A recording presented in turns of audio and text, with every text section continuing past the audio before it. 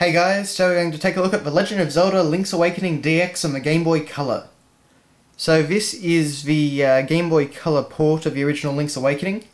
And basically it just added a few things. It added full color graphics, it added functionality with the Game Boy printer, and as you can see down here, it included a new secret dungeon, which was actually accessible only on the Game Boy Color. I'd say it probably works on a Game Boy Advance or a Game Boy Advance SP, but if you actually try and access it on a normal Game Boy or a Game Boy Light or a Super Game Boy or anything at all, it actually just comes up with a message telling you that you can't go there. So yeah, but yeah, aside from that, I always like to point out on the logo here that they actually simply copy and pasted the Legend of Zelda: A Link to the Past logo. And as you can see, it's the exact same font, it's the exact same, icon, it's exactly the same. So, yeah, it's even the exact same colour over here.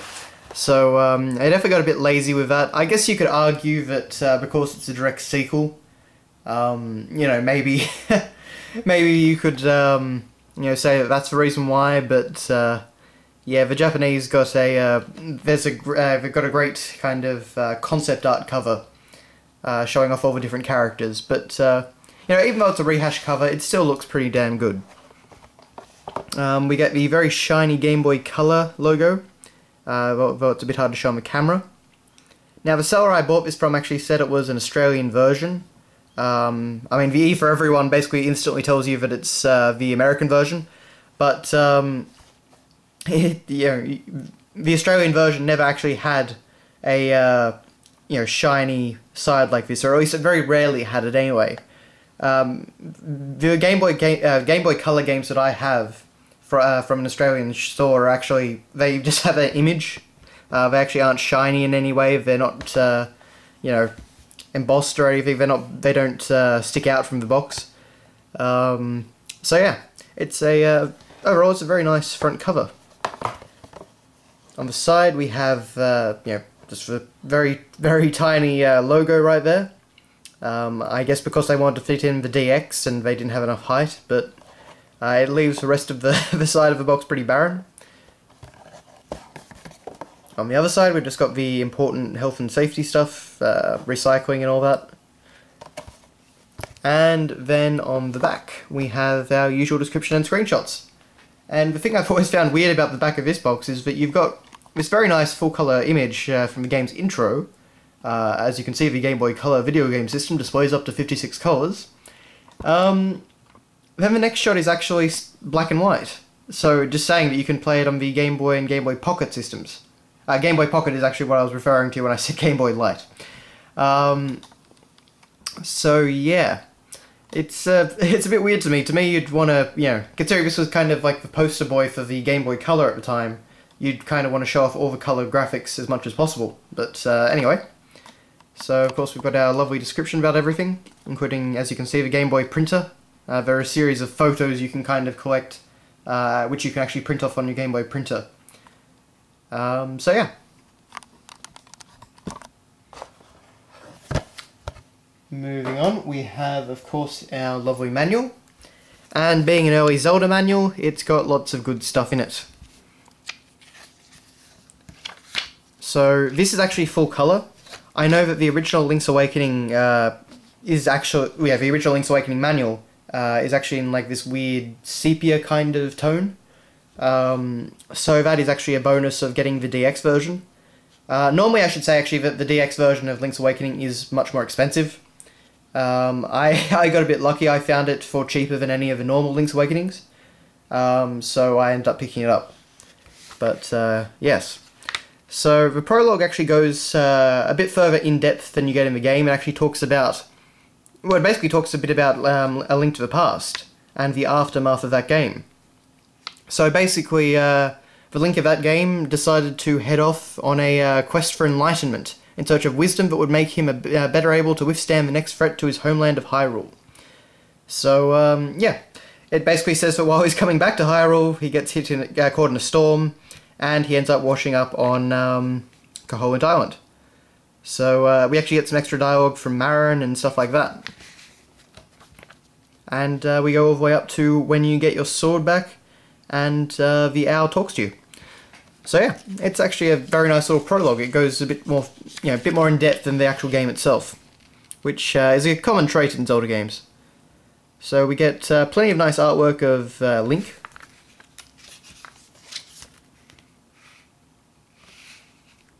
A lot of very full colour screenshots. We cover the map and all the different icons, as you can see right there. So we have, dungeons, we have, points of interest, shops, and areas where you've met Kaepora Gaebora.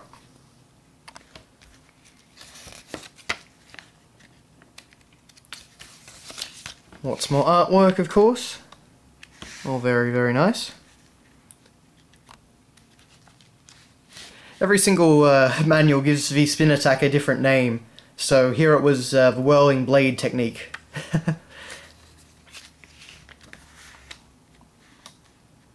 Ramming objects, lifting and throwing. So yeah, there's pretty much artwork for every single thing you could imagine. It's always great to see.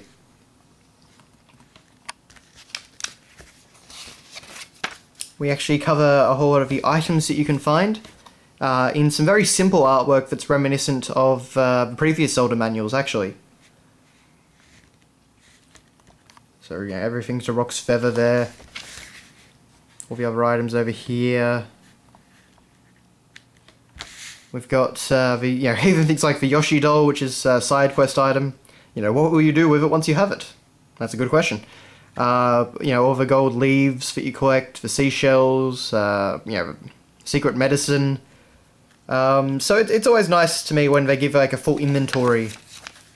We have dungeon keys here, including, and it's a bit hard to see, but there's a very nice piece of artwork there of Link exploring a dungeon using a map and compass. But we do have all the different keys right there. Treasure chests. So as you can see, it's a pretty in-depth manual. And pretty thick too. It goes up to 44 pages, I believe. Yeah, basically that. We have artwork for all different instruments that you collect from the dungeons. Some of the different items like the crystal switches and the pots. I think that may actually be one of the only cases where pots gets its own own artwork and description.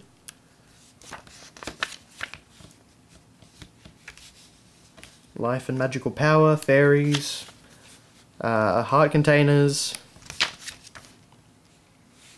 What you should know about Kaholint Island. So it goes through some of the different mini games and optional things. Telephone booth. We can actually go through cast of characters. So we talk about Marin and Taran. Kaepora Gaebora, and we have that very nice shot of Link right there, resting under a tree. We also go through some of the artwork was characters like Ulrira. I can never figure out how to say his name. Mr. Right from the SimCity games. It actually does reference, people say he's writing to a charming young woman in a city far away. Doesn't he look a little familiar? So, Crazy Tracy up there. And then we get to some other new features. So, it talks about things like the color dungeon, the color graphics, like you can see right there. And it actually talks about the camera feature. So as you can see, you can actually print off little special images like this using the Game Boy printer. I have never owned a Game Boy printer. My friend did, but I've never had the opportunity to try it out on this game. So, it'd be nice to get one eventually and try it out, test out, print out all the different images for this game. Because some of them are actually pretty funny and, look very good. But, yeah, that's that. Next, we have our exciting precautions booklet. That's basically what it says. Nothing very exciting. We have an always fun Nintendo Power advertisement. So, great gaming information doesn't come in a can. A subscription to Nintendo Power is all you need. So of course it's a big fold out that describes, Nutritional facts, or what's really in Nintendo Power. So, it goes for all the great advertising that they used to do. It's a very fun read, but as you can see, there's a lot of it. But, yeah. Unfortunately, with the closing of Nintendo Power, you could no longer send this in. I mean, I'm sure it would have cut off anyway, back in probably 1999 or maybe 2000, but yeah. And finally, we have the cartridge.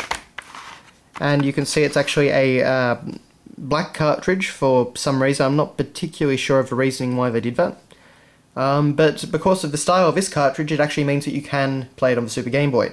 As I said before, you won't actually get the colour graphics or the colour dungeon or anything, but you can actually play it on the the big screen. So yeah, I found that quite handy. That's basically how I played the game. I honestly can't really look at a Game Boy colour screen anymore. It's just too dark. I've been spoiled by backlights. But yeah. So anyway, that has been your actually very long look at Link's Awakening DX. I always like to take a more in-depth look at the Zelda games, and just because they have such great boxes and they cover so much in their manuals and stuff like that. But anyway, thanks a lot for watching, guys, and I will see you later.